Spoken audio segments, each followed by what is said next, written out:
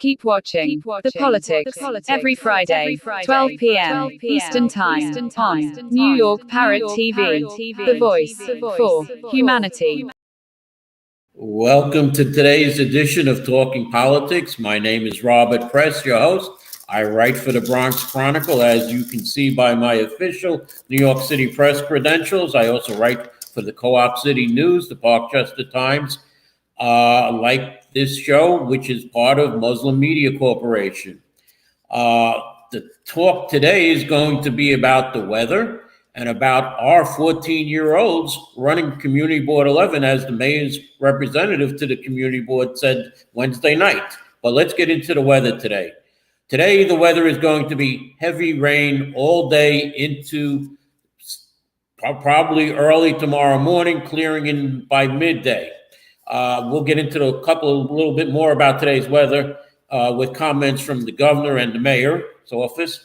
The rain will continue on Saturday, as I said, and Sunday it will be nice and clear and sunny, back to the mid-70s, including Monday and possibly the rest of next week. Now, Governor Hochul on today's rain forecast, my team and I have been monitoring the storm trajectory all day long. We have a 70% chance of flash flooding, and what that means is the ground is very saturated already from the previous rain, so it will not be able to absorb the rain.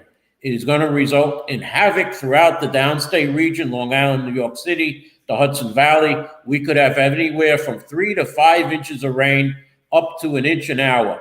That may not sound like a lot, but if you are driving on a road and you start to see the water puddling on the street, you need to get off that road immediately. It could be very dangerous. We've had circumstances as recent as this summer where vehicles were swept away. I just wanted people to know we're preparing. Our state watch center is monitoring the weather. The Thruway Authority and Department of Transportation have 2,000 pieces of equipment and staff ready to go if the power lines go down, as often happens during these events. We have over 5,500 utility workers ready. The MTA and Port Authority are ready throughout the system to target at-risk stations. And so that's what's going on at the state level. At the city level, a flood watch is in effect citywide from 2 a.m. p.m. through 6 a.m. Saturday. Flash flooding from excessive rain is possible. New York City Emergency Management System has issued a travel advisory for Friday, September 29th through Saturday, September 30th. The National Weather Service has issued a flood watch for New York City beginning at 2 a.m. and through 6 a.m. Saturday. As I said, according to the latest national weather forecast, heavy rain is expected and 2 to 4 inches with a possible high amount of 5 inches if possible. Persistent heavy rain may result in numerous flash floods. The excessive rain runoff may result in flooding of rivers, creeks, streams, and other low-lying and flood-prone areas. Potential street flooding may occur. Widespread travel impacts are possible, particularly during this morning's commute and tomorrow's commute. There are no significant wind hazards or thunderstorms expected. We're on high alert for heavy rainfall and the looming threat of flooding from early morning Friday into Saturday, said Mayor Eric Adams. Our emergency response teams are standing by to address any issues that may arise. If you must travel, consider using public transportation and allow for extra time if you must drive. Do not enter flooded roadways. If you live in a basement apartment, especially in a flood-prone area, be prepared to move to higher grounds. New York City Emergency Management and its partners have activated the flash flood plan and are working with National Weather Service to monitor conditions. There are safety tips that says allow for extra travel time. New Yorkers are urged to use public transportation. If you must drive slowly. Use major streets or highways for travel whenever possible. If you live in a basement apartment, again, it's just repeating itself.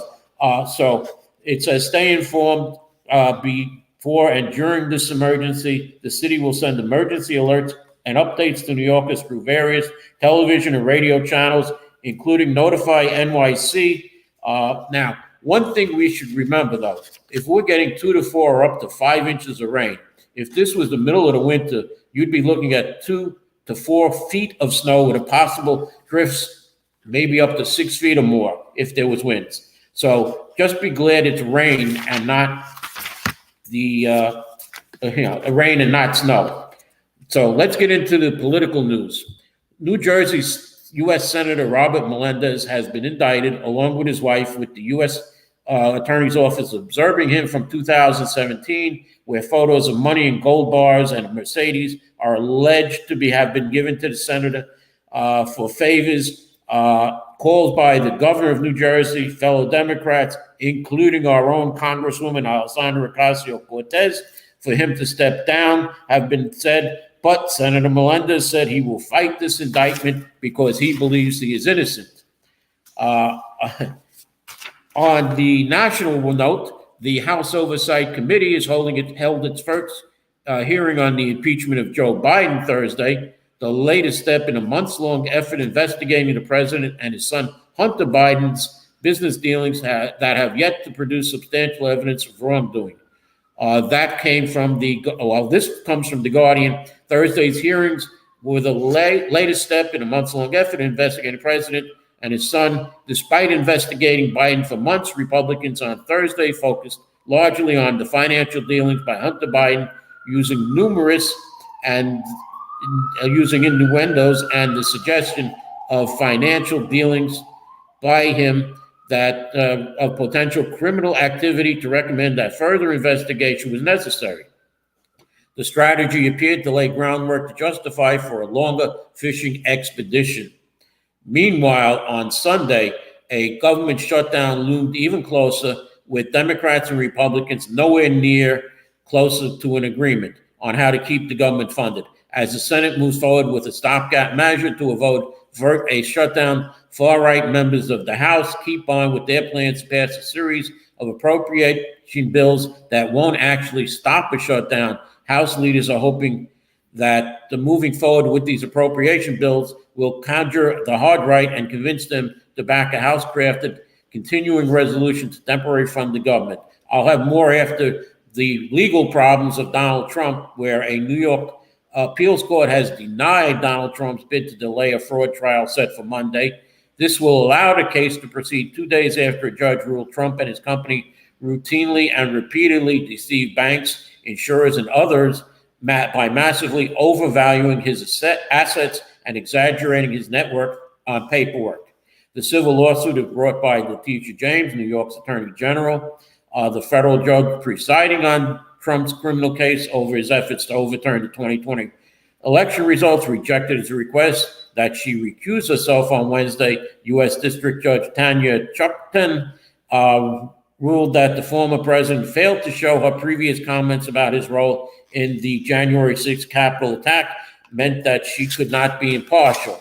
Now, continuing with Trump, the civil trial over his accusations that he inflated the value of his property by billions of dollars could begin, like I said, as soon as Monday. Donald Trump will testify if called by the New York Attorney General in the upcoming trial of her $250 million fraud lawsuit, where the ex-president's adult children and former fixer Michael Cohen could also take the stand.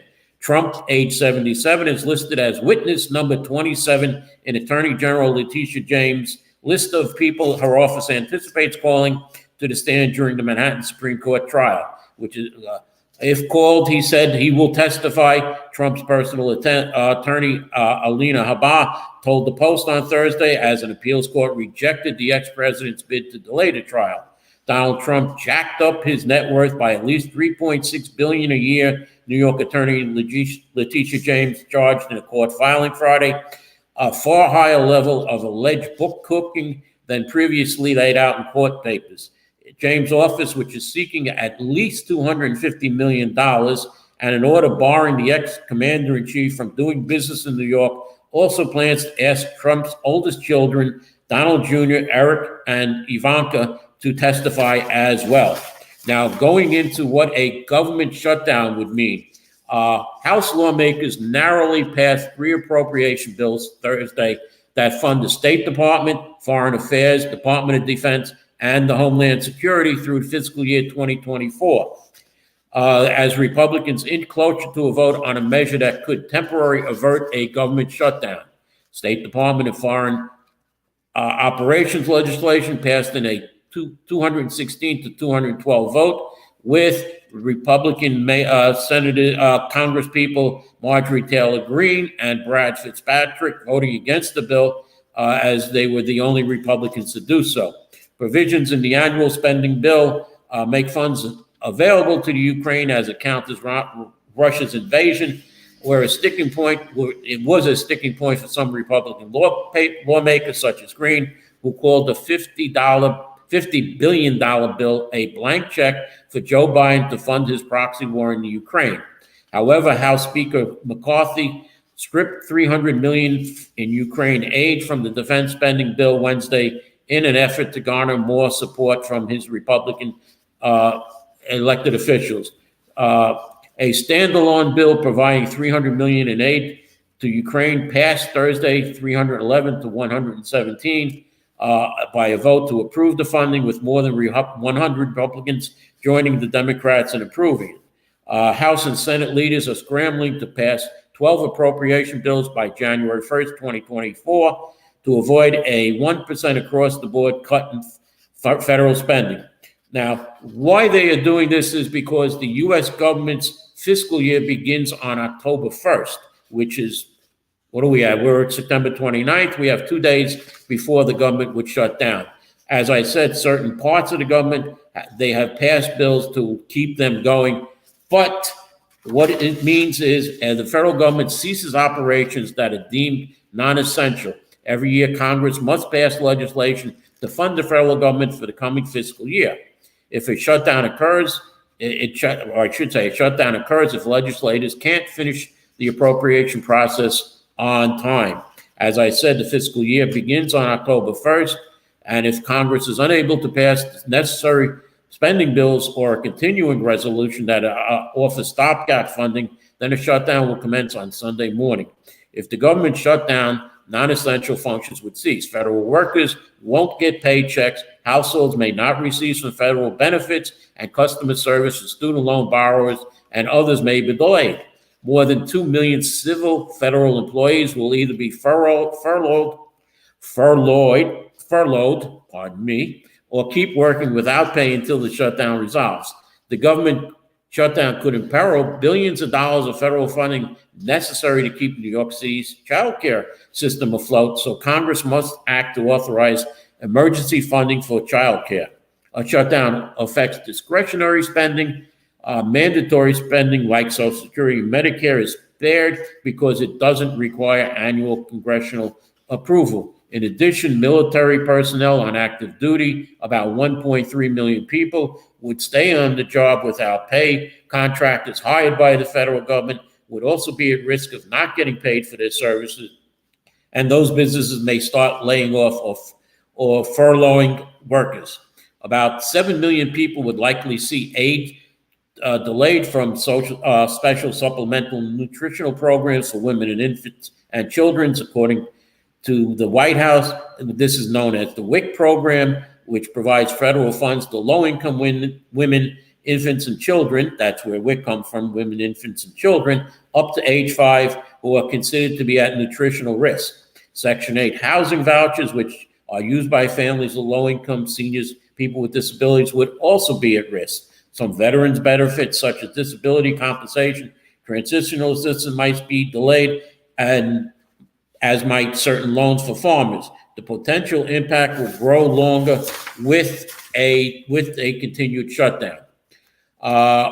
Before I go to break, I'm going to speak a little about Attorney General suing Amazon. She's leading a coalition of 17 attorney generals throughout the country in suing Amazon, alleging that the online retailer and technology company is a monopolistic that uses a set of interlocking, anti-competitive, unfair strategies to illegally maintain its monopoly power. The lawsuit alleges that Amazon's actions allow it to stop rivals from selling at lower prices. It degrades quality for shoppers, overcharges sellers, stifles innovation, and prevents rivals from fairly competing against Amazon. To read more about this, you go to my blog at www.100percentbronxnews at Pardon me, that's my email. My blog is www.100%.blogspot.com. If you have a comment on the show, you can go to my email, which I mentioned just before, 100%BronxNews@gmail.com. And again, you can see more on the Attorney General's lawsuit against Amazon and much more about the on my blog. And now let's go to a commercial. So I'll be back with more when the commercial's over. Do you know that there is a publishing company that wants to make life easier for you as a writer? This publishing company is called World Inkers Printing and Publishing. We publish in all different languages, and we're looking for writers of all genres, all formats. We're looking for scholars, ghostwriters, playwrights, poets, short fiction, novelists, you name it. We're looking for anybody who is interested in writing and the craft of writing to be in touch with us. You can reach us at info.worldinkers@gmail.com. With World Inkers Printing and Publishing, you do not require a lot of money to publish with us. Contact us today at info.worldinkers@gmail.com. Become a winner with other authors at World Inkers Printing and Publishing. Give us a shot. We will surely finish you. Okay, welcome back. Let's hope I'm a little better here now.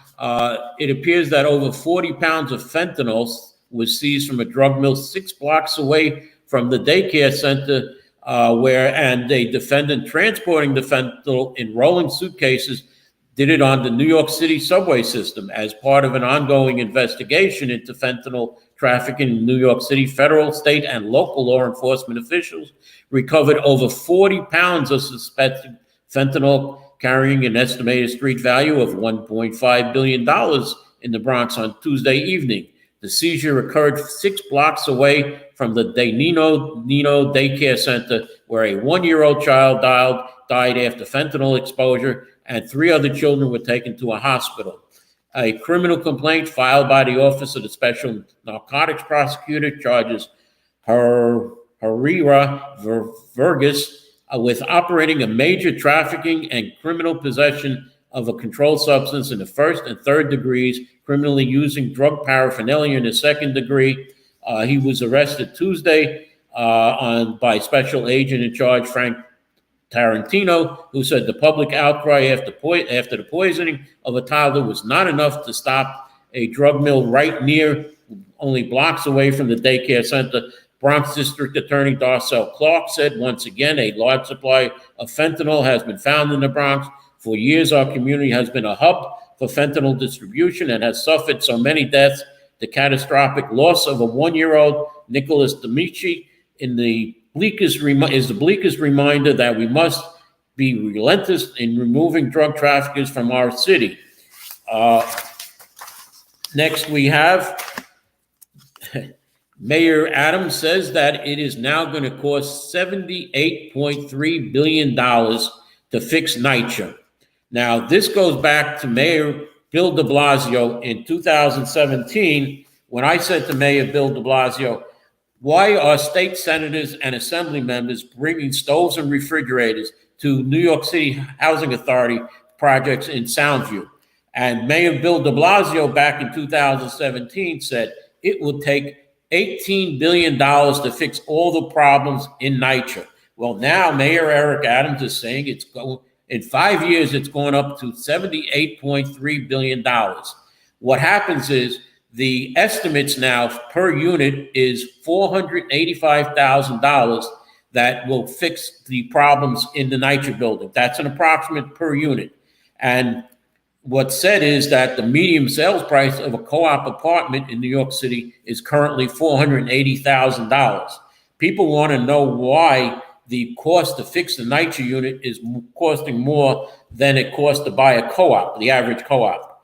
Now, although under the RAD program, which is the used by the federal government, for instance, in the Edenwald houses, the cost per unit was $348,000, far less than the NYCHA plan, which claimed Edenwald need.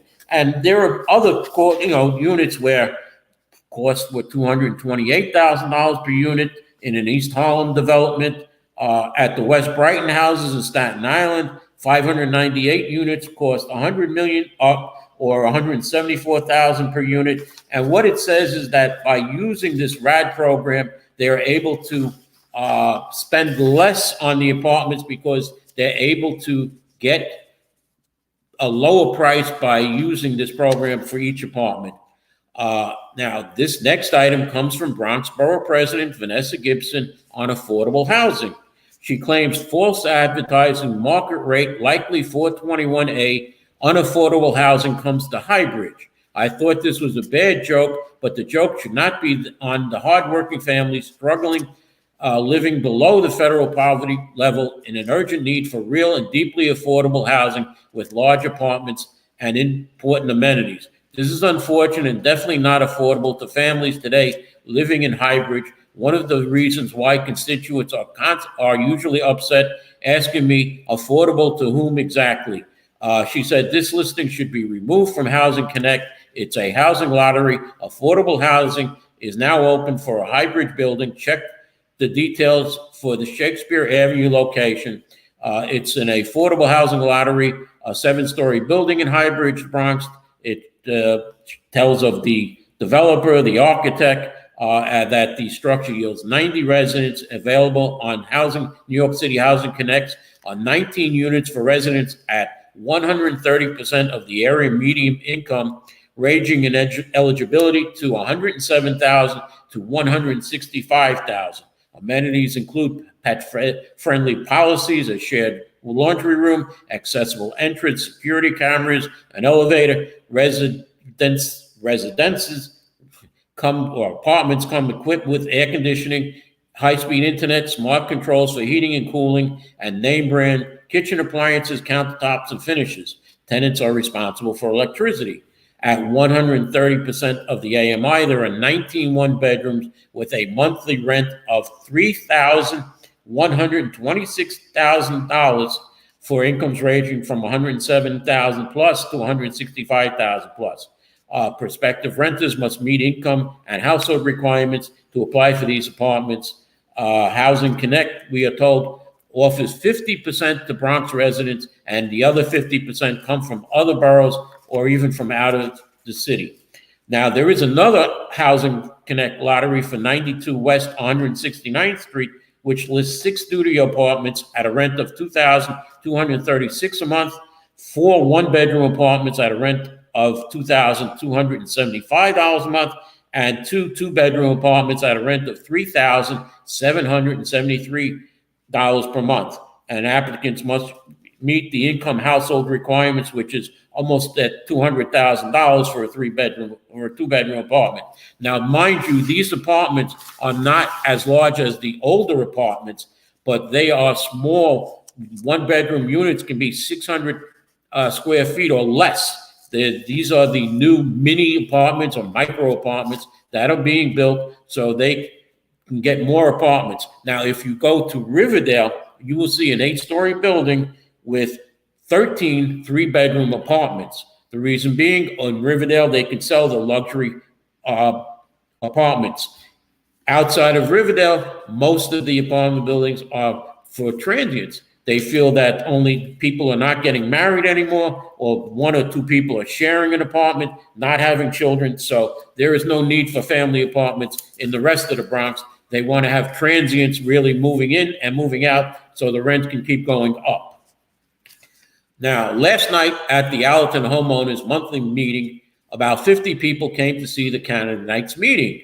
But incumbent Councilwoman Marjorie Velazquez said she had other things to do and did not show. The Allerton homeowners have scheduled her for the next month's meeting, October 28th, which just happens to be the first day of early voting. I put it, at 50-50 if the Councilwoman Velazquez shows up then, but she will not be facing her opponent, Christy Maramato, who was warmly welcomed by the Allerton homeowners last night. Christy answered their questions honestly, and the crowd seemed to be receptive of the challenger, Christy Maramato, who political experts say have an excellent chance of winning the 13th council race. Maybe that's why Councilwoman Velazquez didn't want to appear with her. The newspapers, one of them Political, say there are 2 city council races in play, one in Brooklyn and then the other here in the Bronx, the 13th city council district, where even some of the political analysis have Christy Maramato in the lead. I think it's too early to call this race, but candidate Christy Maramato certainly has an excellent chance of becoming the new council member from the 13th council district. Now, Wednesday, October 4th, the Van Ness Neighborhood Alliance will host its candidates night, and let's see if current Councilwoman Marjorie Velazquez shows up there to face challenger Christy Maramato. This is the agenda from the full board meeting of Community Board 11, Wednesday, September 27th. It was an in-person meeting and also online. The community board, in order to have a quorum, had to have a majority of its members present live at the meeting, which they did. However, things seemed to be, once the meeting started, it just degraded. The chair's report, it just stated bylaw committee. It did not list which bylaws or bylaw changes that were supposed to be presented. The chair listed only 3 out of 6 items, saying that we'll have a bylaw committee meeting later in sometime in October, and that 3, she mentioned 3 items that were going to be presented. Now, one of the board members said, well, there were 3 more items that I had proposed in May. Why aren't those items going to be listed? And during the meeting, another bylaw proposal came up. So that's 7 proposals that which the chair of the board finally said, okay, all 7 will be heard at the next bylaw meeting, which is really going to be fun. Now, I know as a former member of Community Board 8, we did a full bylaw revision, not just little bits here and there, because the chair wants to say, well, we're going to limit the bylaw changes to 2 a year. Now, what happens if new rules come in from either city council, the mayor, or whatever, or the borough president, and you have to change your bylaws because, you have a new rule? Having only 2 bylaw amendments per year would not be good. But what Community Board 11 should do is have their bylaw committee look over the bylaws to see which bylaws need to be updated and changed. There was a proposal by the chair to have a 2/3 majority to amend the bylaws, but the city charter says only a majority is needed. Now let's continue. In the district manager's report, and it's here on the page, it says district manager's report, meeting minutes, retiring to the North Pole. Well, that did not happen. District manager Jeremy Warnicki said this was because in the past 14 pages of minutes were presented. So I decided to put in there that I'm retiring to the North Pole to see if they would pass it. And in the past, when he did that, the previous boards had passed it. So no, he is not retiring to the North Pole, but he did bring up his EEO case that he lost and is appealing, which now brings in the new members into his case. As far as motions go, there was a motion to require diversity training of each of its members. As I discussed last week, that one of the members said 2 disparaging words, one to the gay community and one to the Black community. So it was a motion that required diversity training of all its members of Community Board 11. There was a half-hour discussion back and forth. Why do we need it? Why only certain people need it? I don't need it. One member of the board voted against that. As I continue, they went into liquor licenses. Again, here it is right here, liquor licenses. The first 2 were passed. The next one was for a club called the Hunt Club on Williamsbridge Road, which just happens to be right near the new cannabis store that's opening up on Williamsbridge Road. There was discussion for about 45 minutes on this liquor license. It was finally passed. Oh, and I must say that 9 members of the board of Community Board 11, which has 44 members, 9 were absent or excused, had excused absences. So only 35 members were present at one time or another. We had members come in for a minute when there was a vote on an item, and then they left. And at about 9:30, this meeting lasted for 10:15. At about 9:15, members started to leave. And at 10:15, the board district manager said, well, we no longer have a quorum, so the meeting is over. Let me tell you, District Manager Jeremy Warnicki, the meeting can continue without a quorum. It's just that the board cannot vote on any item unless a quorum is present, but the meeting can continue. Now, one more thing that I must say, and let me find it, because the mayor's representative to Community Board 11 said that she has never seen a more divisive and unyielding community board.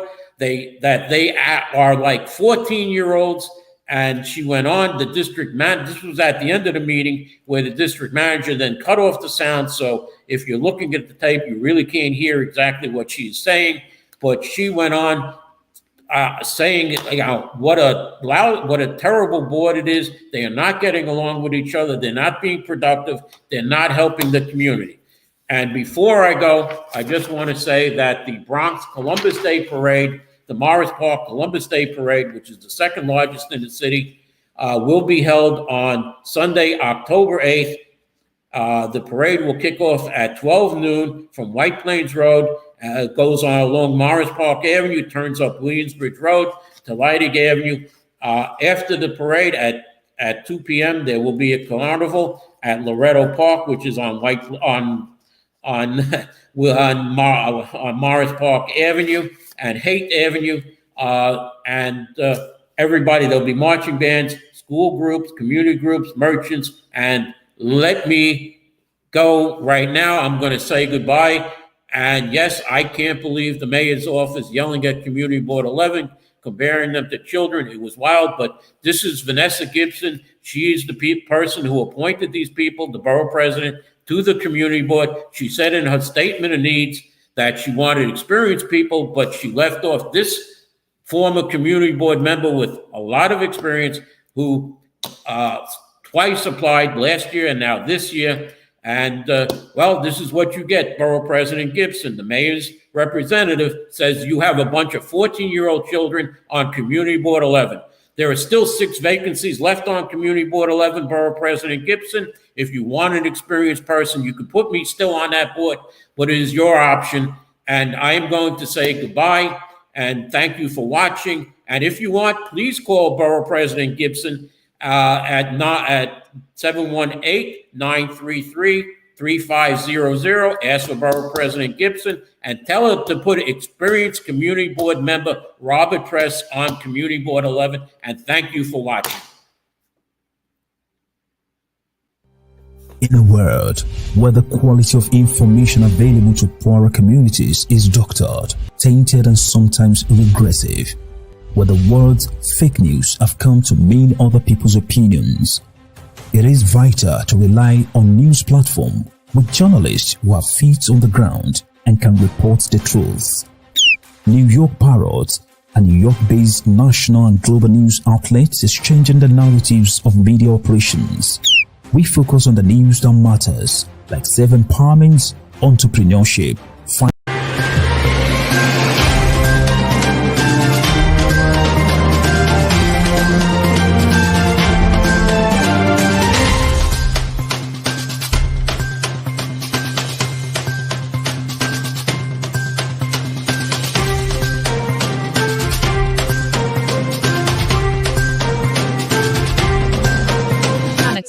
Keep watching The Politics every Friday, 12 p.m. Eastern Time on New York Parrot TV, the voice for humanity. Do you wish your business makes it to the top list of the most searched for business in the US and around the world? Or are you searching for halal compliant services and products online?